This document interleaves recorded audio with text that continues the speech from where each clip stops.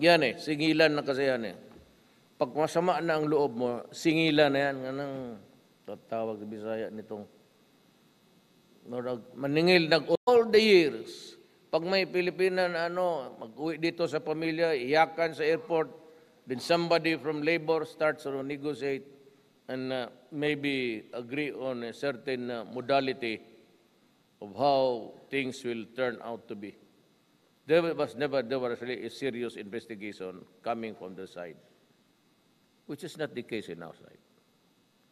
Ang sabi ko, when Iraq was invaded by America, kay itong anak si Bush, we were maybe, I don't know, the Americans are everywhere. At the behest of the Americans maybe, we sent about 700